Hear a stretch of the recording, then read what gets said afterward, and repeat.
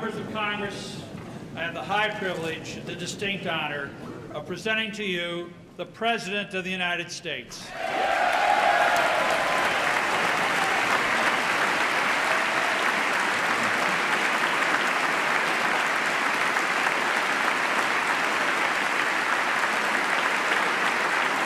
Thank you.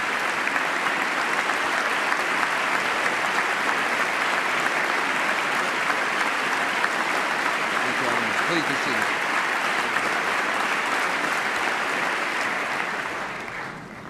Mr. Speaker, Mr. President pro tempore,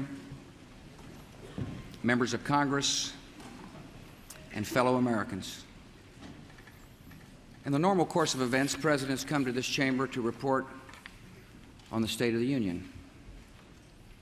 Tonight, no such report is needed. It has already been delivered by the American people.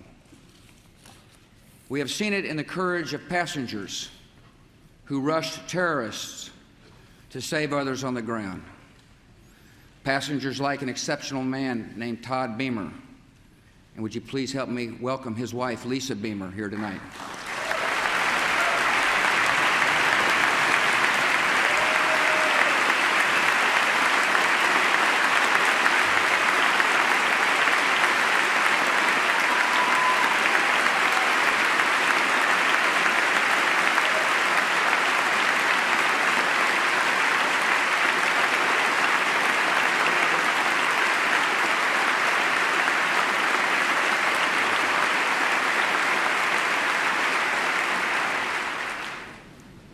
We have seen the state of our union in the endurance of rescuers working past exhaustion. We've seen the unfurling of flags, the lighting of candles, the giving of blood, the saying of prayers in English, Hebrew, and Arabic. We have seen the decency of a loving and giving people who have made the grief of strangers their own. My fellow citizens, for the last 9 days, the entire world has seen for itself the state of our union, and it is strong.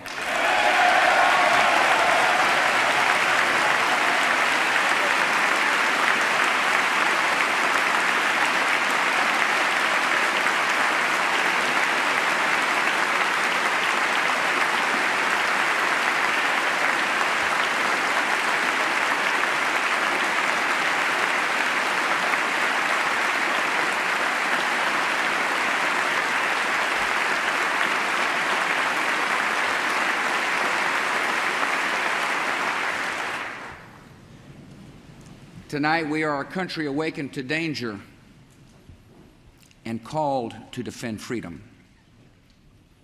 Our grief has turned to anger, and anger to resolution.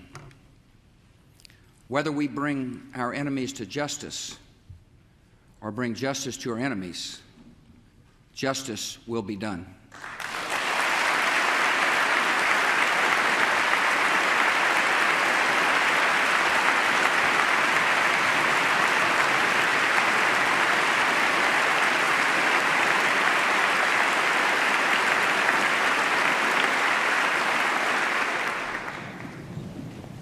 I thank the Congress for its leadership at such an important time.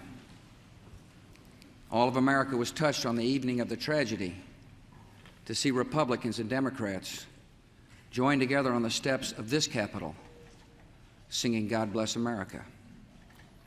And you did more than sing. You acted by delivering $40 billion to rebuild our communities and meet the needs of our military. Speaker Hassert, Minority Leader Gephardt, Majority Leader Daschle, and Senator Lott, I thank you for your friendship, for your leadership, and for your service to our country.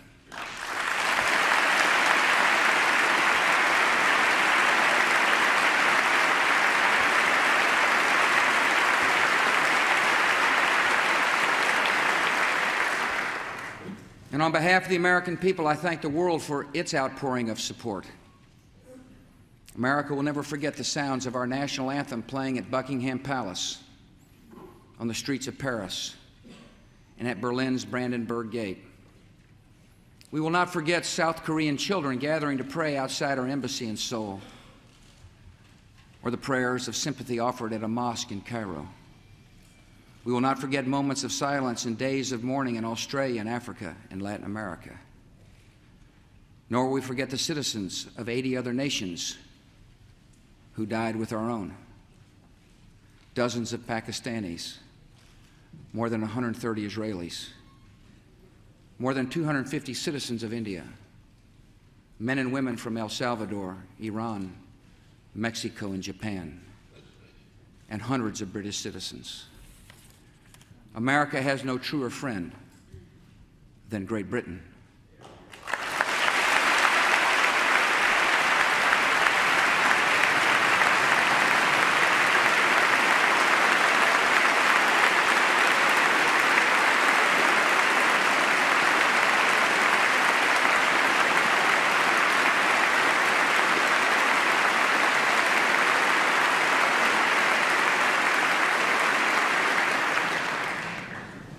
Once again, we are joined together in a great cause. So honored the British Prime Minister has crossed an ocean to show his unity with America. Thank you for coming, friend.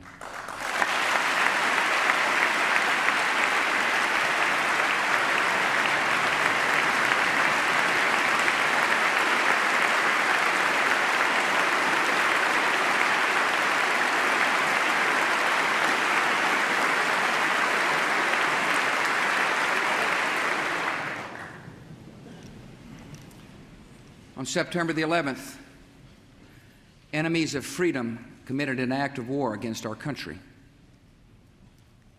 Americans have known wars, but for the past 136 years, they have been wars on foreign soil, except for one Sunday in 1941.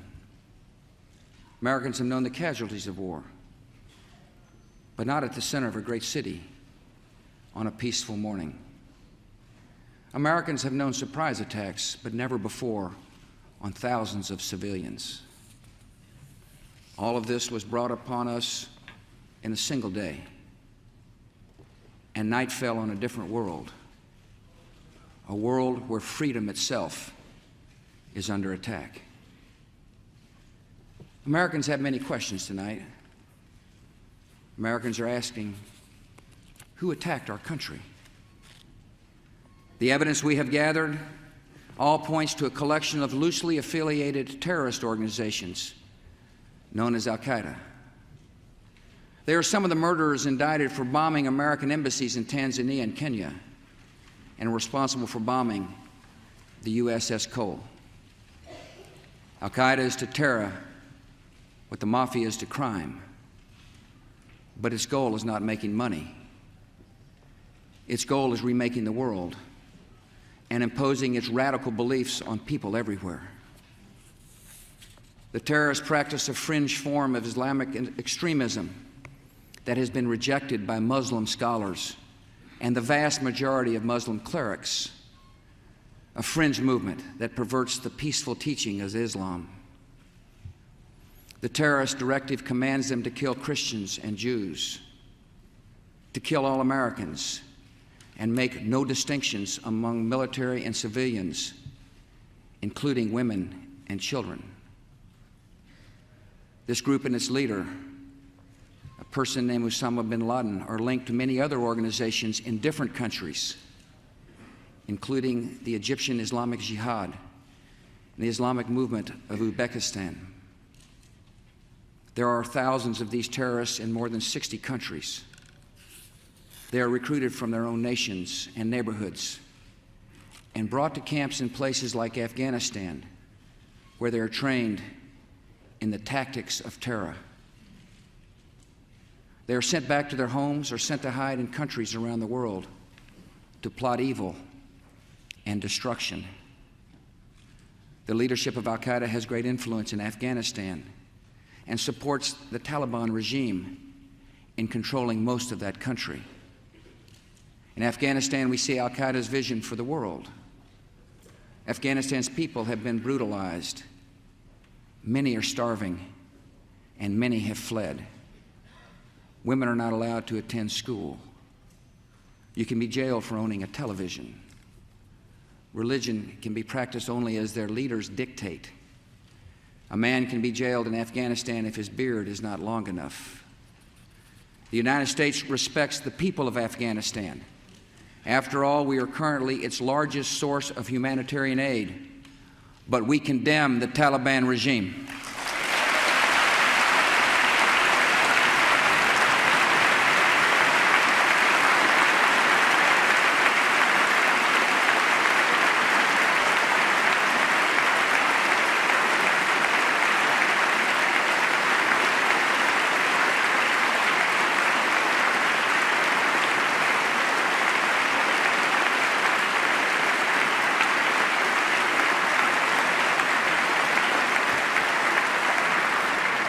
It is not only repressing its own people, it is threatening people everywhere by sponsoring and sheltering and supplying terrorists. By aiding and abetting murder, the Taliban regime is committing murder. And tonight, the United States of America makes the following demands on the Taliban. Deliver to United States authorities all the leaders of al-Qaeda who hide in your land.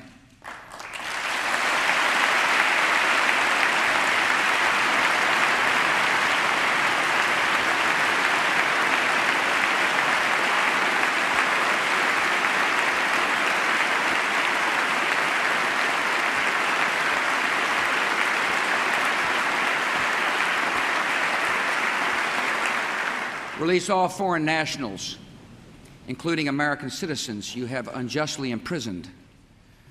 Protect foreign journalists, diplomats, and aid workers in your country. Close immediately and permanently every terrorist training camp in Afghanistan, and hand over every terrorist and every person in their support structure to appropriate authorities.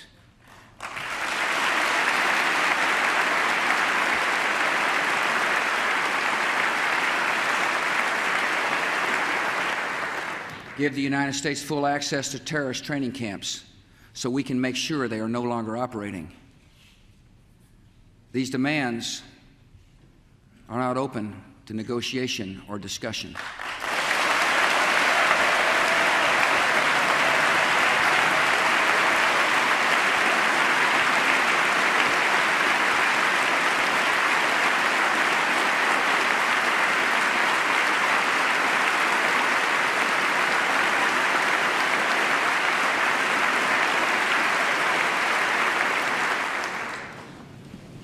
The Taliban must act, and act immediately. They will hand over the terrorists, or they will share in their fate. I also want to speak tonight directly to Muslims throughout the world. We respect your faith. It's practiced freely by many millions of Americans, and by millions more in countries that America counts as friends. Its teachings are good and peaceful. And those who commit evil in the name of Allah blaspheme the name of Allah. The terrorists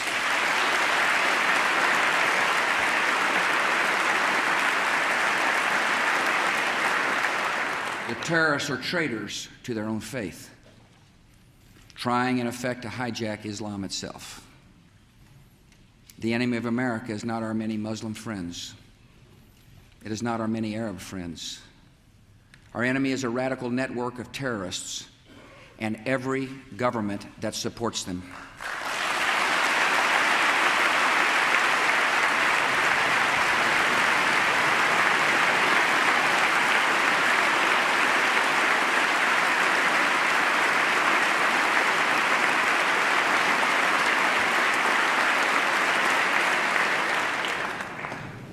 Our war on terror begins with al-Qaeda, but it does not end there. It will not end until every terrorist group of global reach has been found, stopped, and defeated.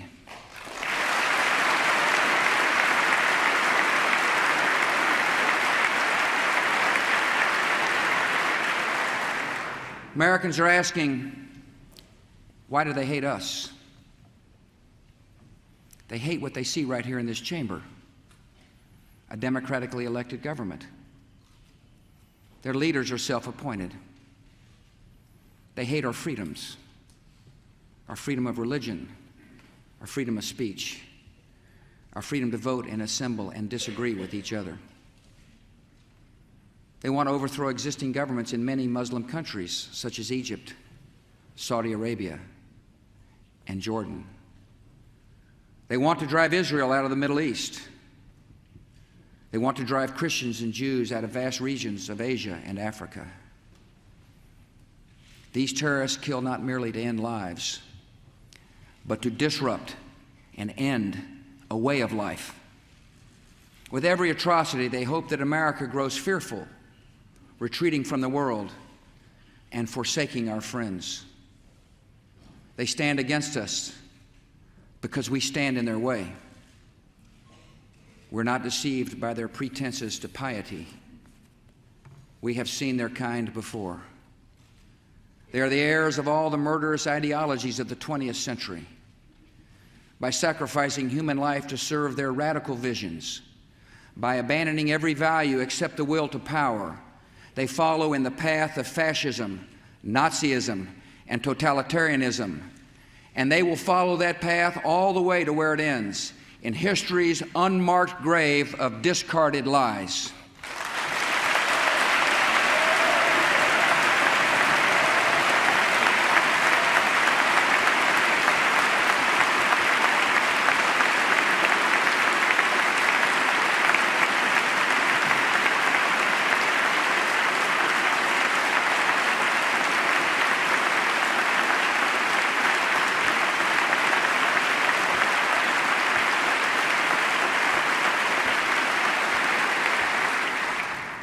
Americans are asking, how will we fight and win this war?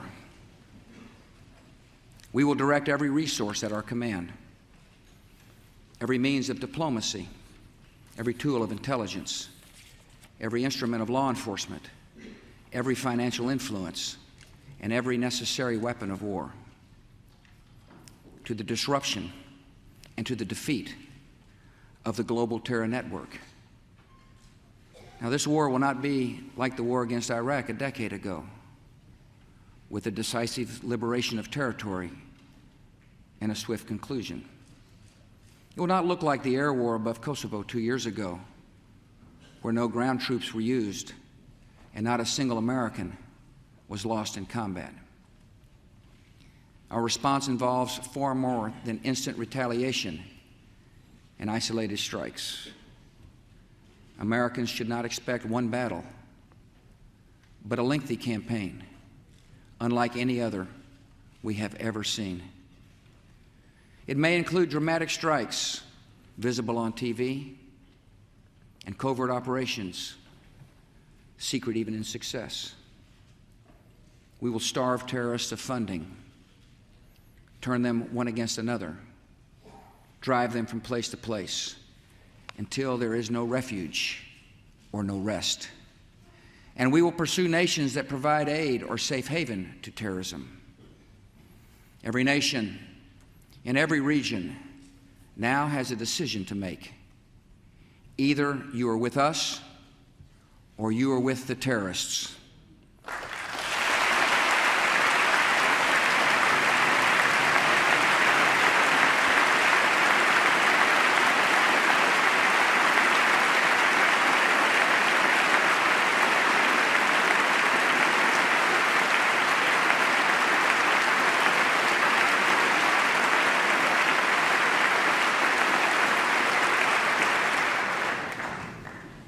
From this day forward, any nation that continues to harbor or support terrorism will be regarded by the United States as a hostile regime.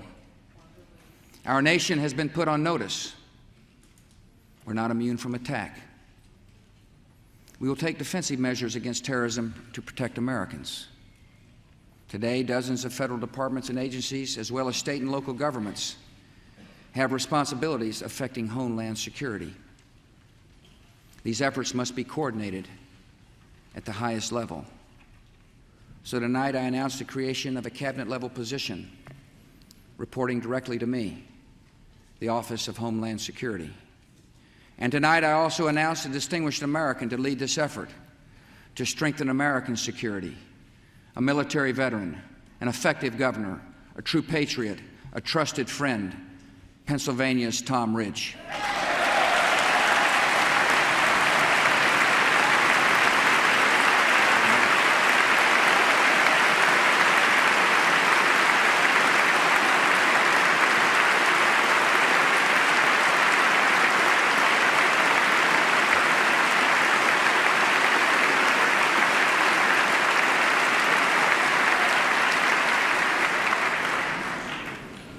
He will lead, oversee, and coordinate a comprehensive national strategy to safeguard our country against terrorism and respond to any attacks that may come.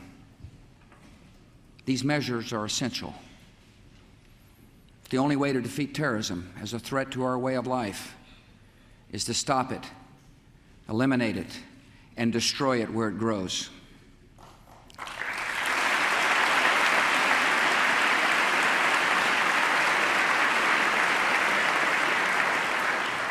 Many will be involved in this effort, from FBI agents to intelligence operatives to the reservists we have called to active duty. All deserve our thanks, and all have our prayers. And tonight, a few miles from the damaged Pentagon, I have a message for our military. Be ready. I've called the armed forces to alert, and there is a reason. The hour is coming when America will act, and you will make us proud.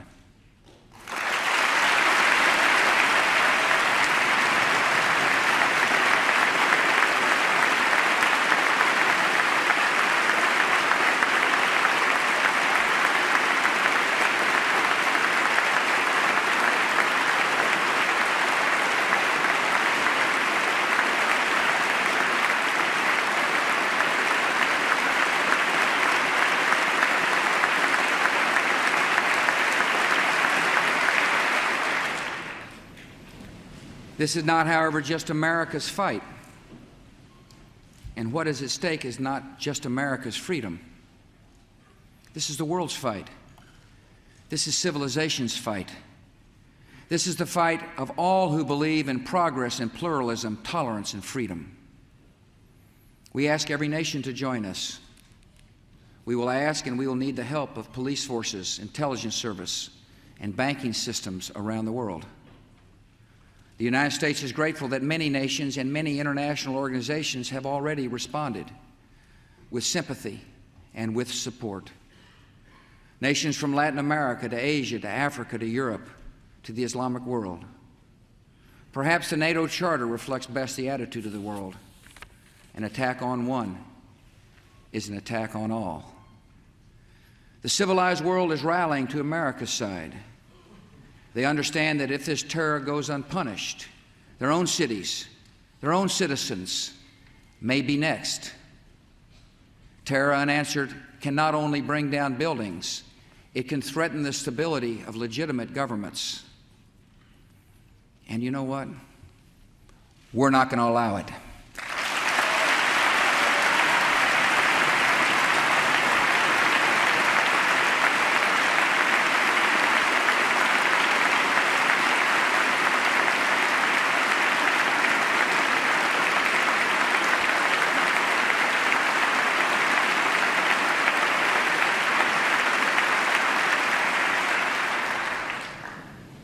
Americans are asking what is expected of us. I ask you to live your lives and hug your children. I know many citizens have fears tonight, and I ask you to be calm and resolute, even in the face of a continuing threat. I ask you to uphold the values of America and remember why so many have come here. We're in a fight for our principles, and our first responsibility is to live by them. No one should be singled out for unfair treatment or unkind words because of their ethnic background or religious faith.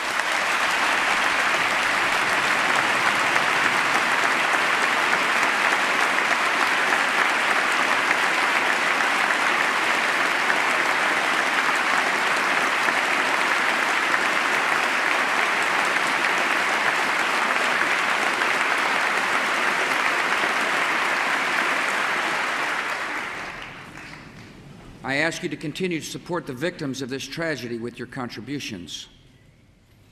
Those who want to give can go to a central source of information, libertyunites.org, to find the names of groups providing direct help in New York, Pennsylvania, and Virginia. The thousands of FBI agents who are now at work in this investigation may need your cooperation, and I ask you to give it. I ask for your patience with the delays and inconveniences that may accompany tighter security, and for your patience in what will be a long struggle. I ask your continued participation and confidence in the American economy. Terrorists attacked a symbol of American prosperity. They did not touch its source. America is successful because of the hard work and creativity and enterprise of our people. These were the true strengths of our economy before September 11th, and they are our strengths today.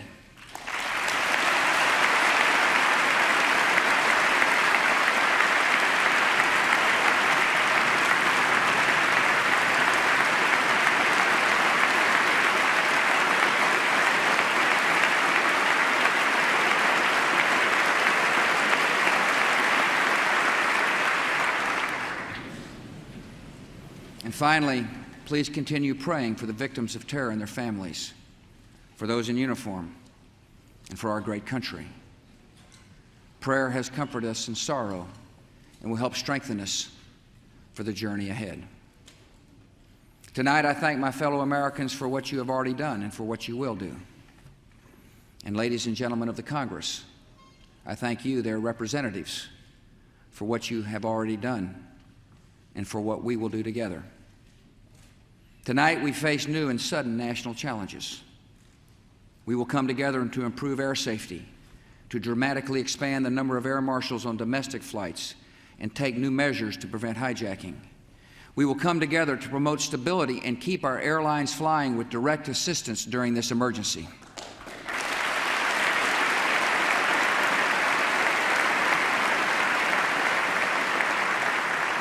We will come together to give law enforcement the additional tools it needs to track down terror here at home.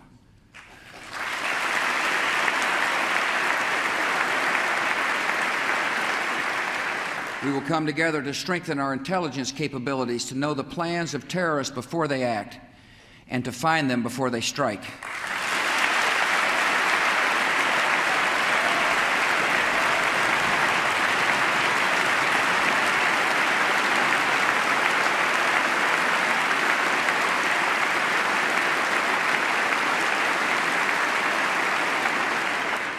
We will come together to take active steps that strengthen America's economy and put our people back to work. Tonight, we welcome two leaders who embody the extraordinary spirit of all New Yorkers, Governor George Pataki and Mayor Rudolph Giuliani.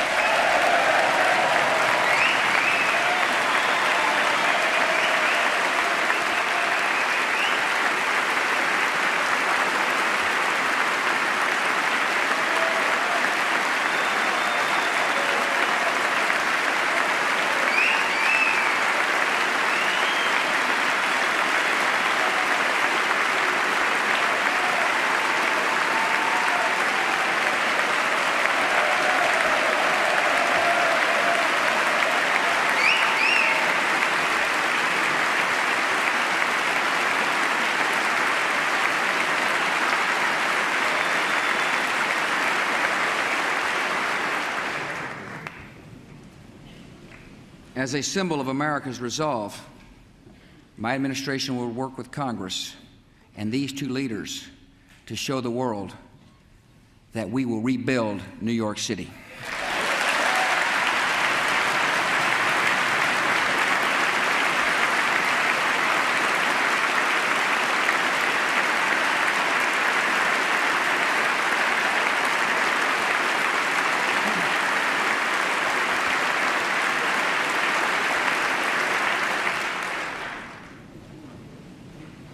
After all that has just passed, all the lives taken and all the possibilities and hopes that died with them, it is natural to wonder if America's future is one of fear.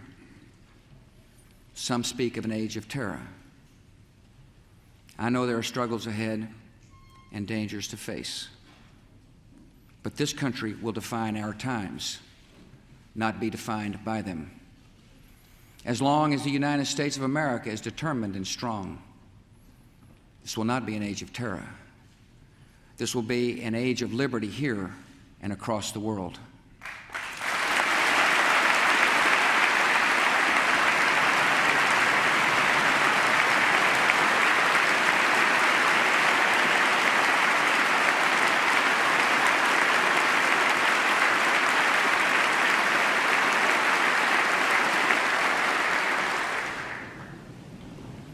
Great harm has been done to us.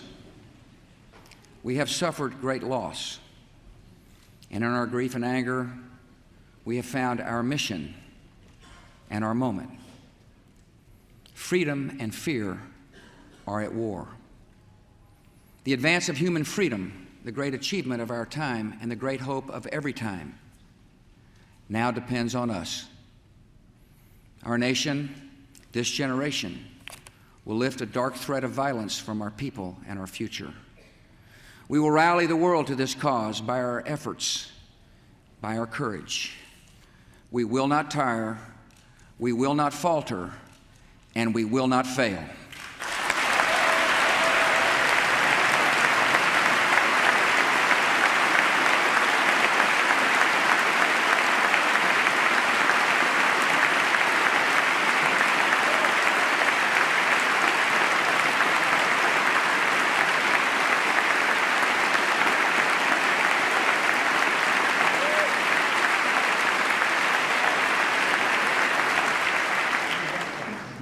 It is my hope that in the months and years ahead, life will return almost to normal.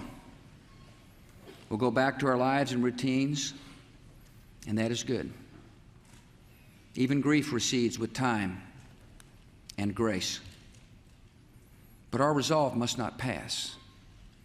Each of us will remember what happened that day and to whom it happened. We'll remember the moment the news came, where we were, and what we were doing. Some will remember an image of a fire or a story of rescue. Some will carry memories of a face and a voice gone forever. And I will carry this. It is the police shield of a man named George Howard, who died at the World Trade Center trying to save others. It was given to me by his mom, Arlene, as a proud memorial to her son. It is my reminder of lives that ended and a task that does not end.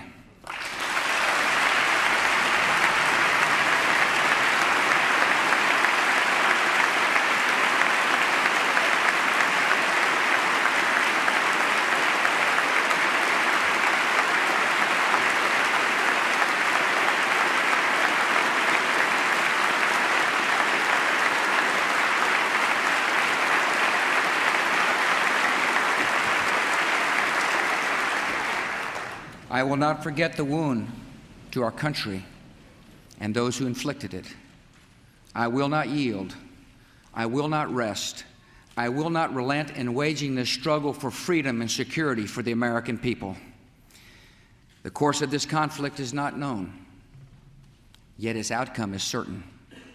Freedom and fear, justice and cruelty have always been at war. And we know that God is not neutral between them. Fellow citizens, we'll meet violence with patient justice, assured of the rightness of our cause and confident of the victories to come. In all that lies before us, may God grant us wisdom, and may He watch over the United States of America. Thank you.